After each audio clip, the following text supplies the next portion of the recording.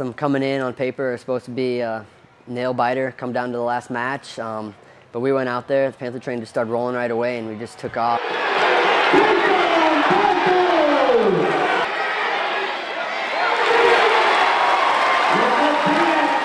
talk about moments like this. We talk about rising to occasions and really responding to a challenge in front of them, or responding to the crowd, or and I thought they did a great job of it.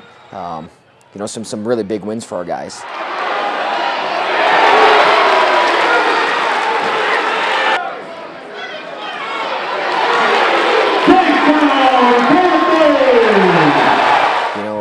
Our measuring stick is really March, but with the response tonight, we just got to continue to build on that. There were some situations, Cody Caldwell was in a match where he's down 5-1, and he responded and he found a way to come back and win and gut it up. He got a guy like Joe who, there's been a lot of talk about him, what he's capable of doing, and and he showed it tonight.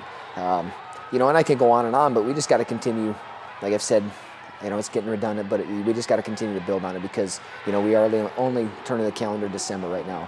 So we want to continue to build. And some of those guys that maybe haven't looked that great, you know what? We got to also remind them it's only December.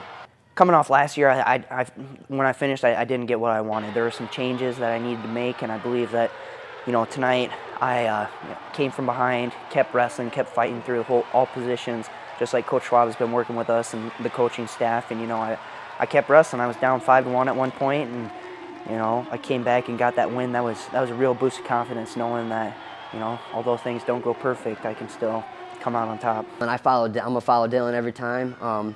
He's just exciting wrestler to watch. He's had all fall so far, and I know once he gets that guy on his back, I know I better be ready. I'm strap it up. I know they ain't getting off that back.